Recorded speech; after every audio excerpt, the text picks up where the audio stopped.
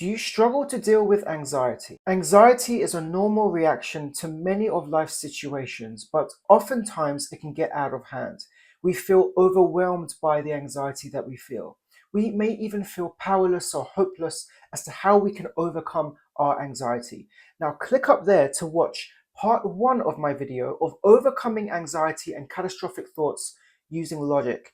In this video, I want to give you one tip that can help you to overcome anxiety and catastrophic thoughts using your emotions. Before we get into it, I'm Desh, I'm a qualified counselor, and I deal with anxiety a lot of the time in my client work.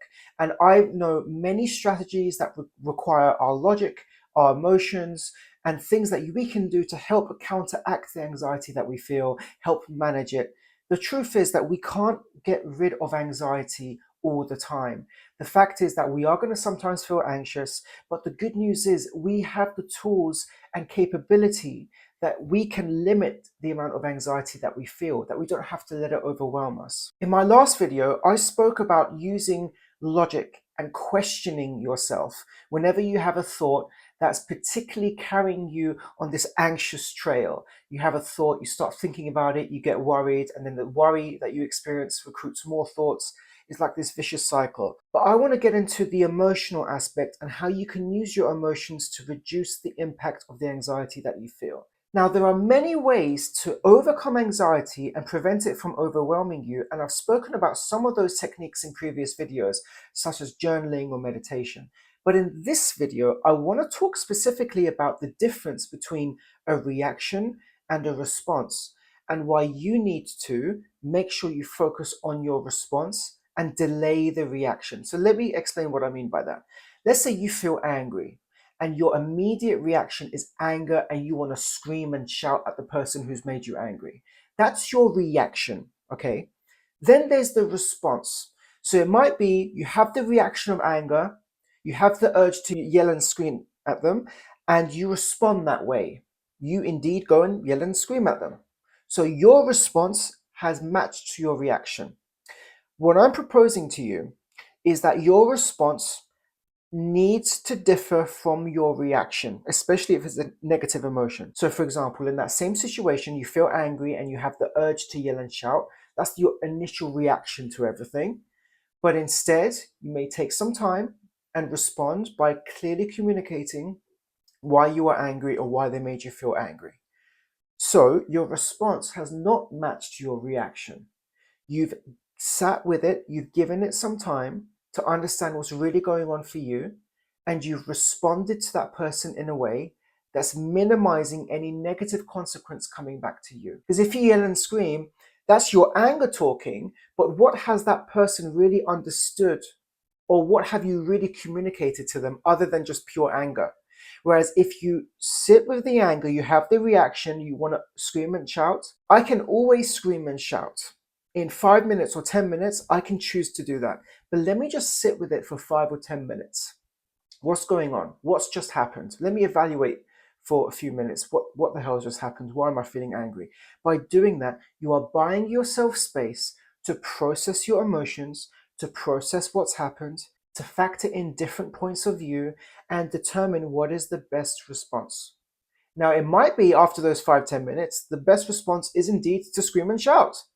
Maybe you've decided this is the only way I'm going to get across to this person, okay? But by giving yourself time and space, you can identify the best option. And it's often not from the way we want to react. It is usually from consciously understanding how we're feeling, processing the emotion, and then getting to a point where we've calmed ourselves down. We're no longer reacting from that emotional place, and we've instead decided to react from a more conscious place. This might sound logical, but actually this is an emotional approach, because this strategy requires you to sit with your emotions, no matter how difficult it may be. It requires you to delay your response until you've assessed your reaction, until you've assessed how you felt.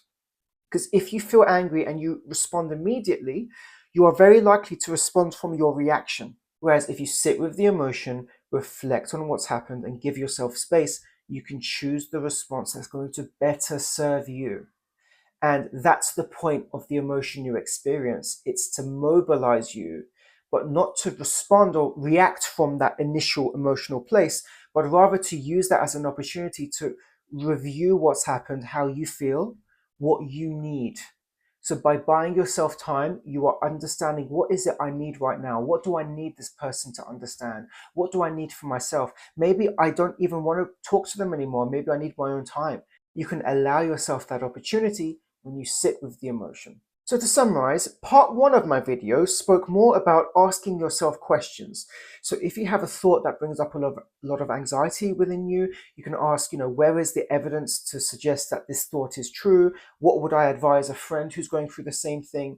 Is there another way I can look at this? So you're asking yourself questions and you're challenging the thought and the anxiety you're experiencing in the moment as a way to prevent you from being overwhelmed. In this video, I suggest going away from the head and more into the body, feeling the emotions you're experiencing and delaying your response until you've had an opportunity to review what's happened, process what's happened, sit with your emotion, and then make a decision as to what you want to do rather than react from that initial emotional place. Because the emotion is going to make you want to react, but you are likely to respond in a way that is not going to be favorable to you because it's the emotions that's doing the talking. Whereas when you sit with the emotion, you will better understand what needs you have. What do I need from this situation? What do I need to say or not say? And then you will make a response, or give a response that will better serve you in the future. Comment below on which of those strategies you prefer and how it's worked for you. I'd love to hear from you. Please like and subscribe to this video because there's going to be plenty more content coming out soon.